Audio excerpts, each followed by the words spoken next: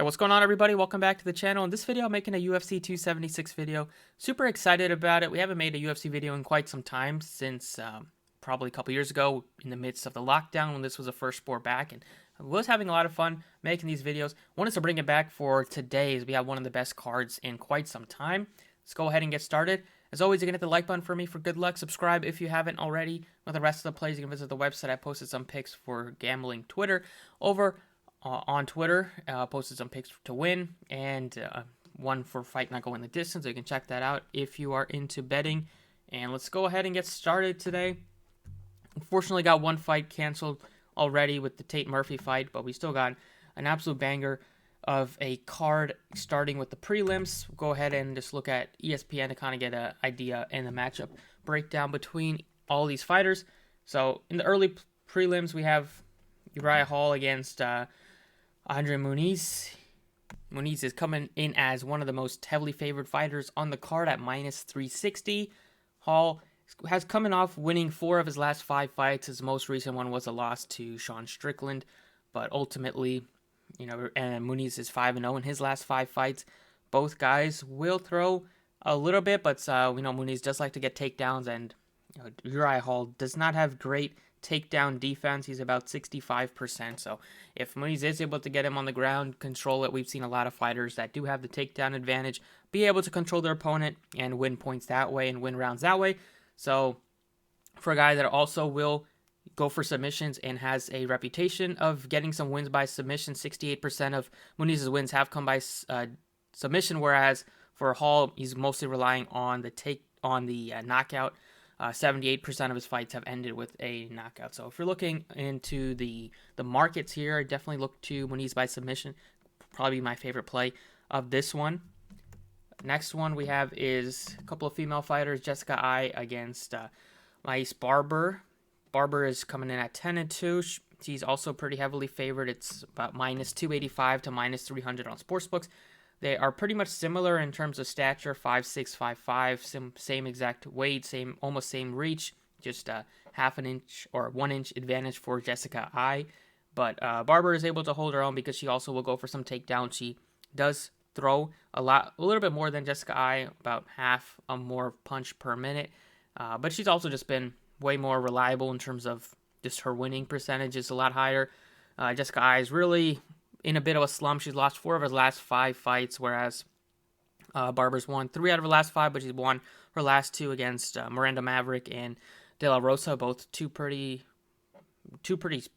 fine fighters in the female division. I mean, they're not absolute slobs, so I think Barber will easily take this one as well. It's always a little bit difficult to bet on female fighters because they seem to let you down more often than not. But this one, I would take the minus 300. If you're doing a parlay, I wouldn't run it straight. Just makes, I don't see any value in running a minus 300 straight for female fights. Then another female fight to close out the early prelims is Clark against Stolarenko. We have a pretty even matchup here, minus 155 to plus 130. We got a couple of inches reach advantage for the Lithuanian, but she's coming into this fight having lost her last 4 fights, whereas Clark has lost her last one, but she's won 2 out of her other previous ones, so she's coming in 2-3. Neither one has been on the top of their game. Can just tell by looking at the records: 11-7, 9-7. Anything can happen in this one. It's not one that I would put into any of my parlays, but I would lean to Clark to get the job done. Now we move into some more better, easier fights to kind of, in my opinion, read a bit. We have, starting with Brad Tavares against Duplessis. Duplessis has been a monster so far in his first few fights. He's had 2 impressive wins against Perez and then against Giles. And on the other side, you have Tavares, who has won his last 2 fights. He's been 3-2 in his last 5, but a couple losses have been against Shabazian, who's very good, and Adesanya, who only has 1 loss and absolute undisputed champion of the division. So I do prefer getting to Duplessis here. He's just same exact height, same weight, but 2 inch reach advantage. He throws about 2 more strikes per minute, gets takedowns as well. And looking at Tavares' takedown defense, it's pretty decent at 79%. But we know Duplessis will continue to go for those takedowns and Won't really go for submissions, but just being able to hold your opponent down will get some merit. So I really like Duplessis to get the job done today. Next up, we have Ian Gary, who was able to get the job done in his last fight, but it was not convincing at all. He could have easily lost the decision and have it gone the other way, but they gave him the win. He's now won his first 2 fights in the UFC, and it seems like with a top prospect like him, they want to try to continue to build the momentum. So I could see it if it's a close fight, they just lean it to give the win to Ian Gary. We've seen the judging be not super consistent, so I do prefer Gary. Gabriel Green has been able to hold his own in his last. He's won his last 2 fights. He does throw a lot of. He's very active out there, 6.28 strikes per minute. Doesn't really go for takedowns. 0.77 is always on the table. But Ian Gary's pretty good at defending takedowns, 75%. So this one I would lean to Gary to get the win.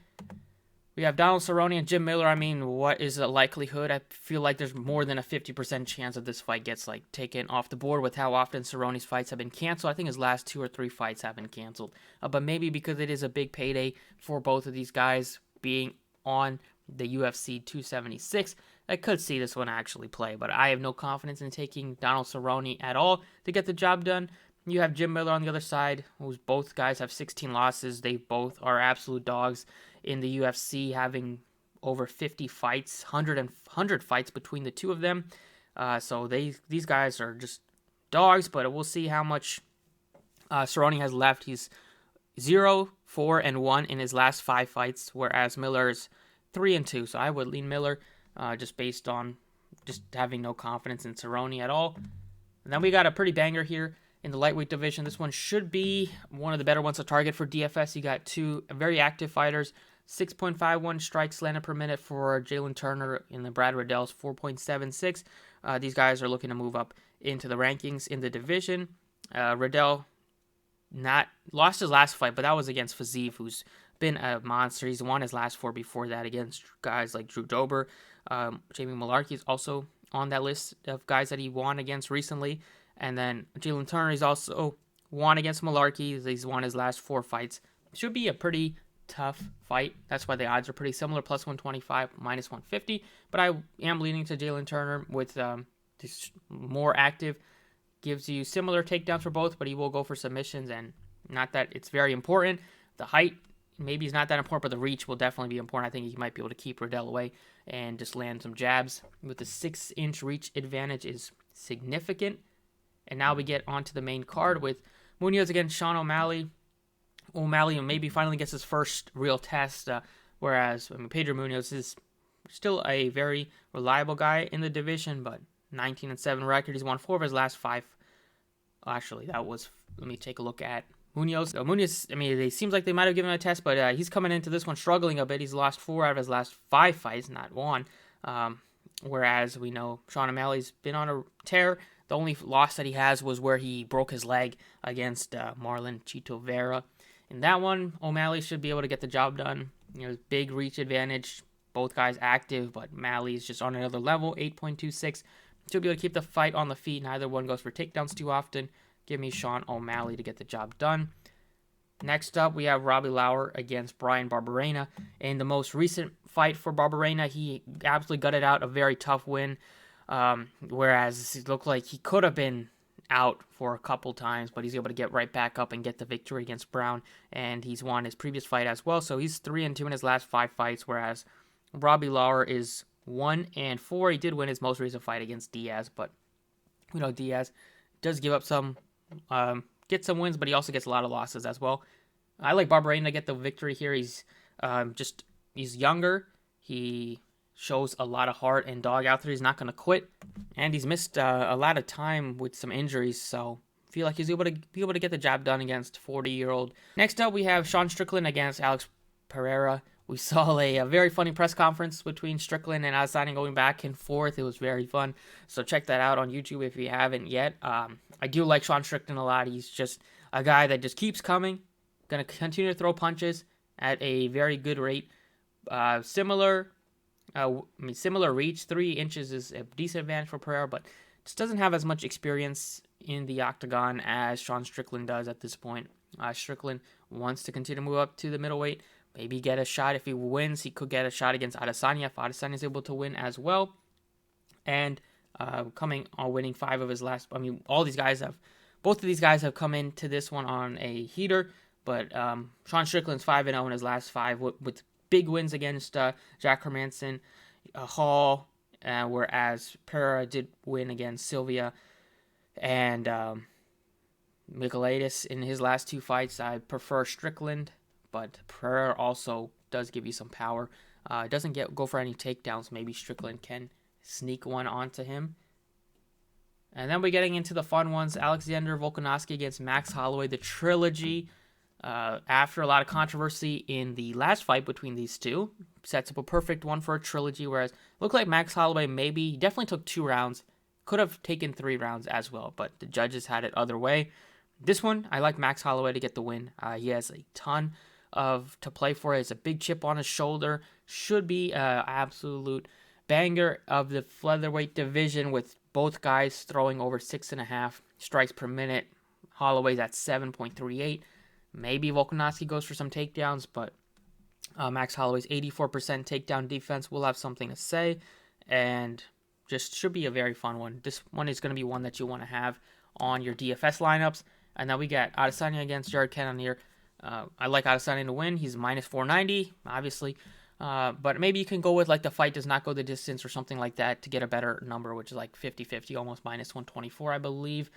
Nobody's going to go for takedowns in this one. It's going to be both guys just looking to knock each other out. And with the 5-round fight, I could see one of these guys hit hit the canvas pretty early.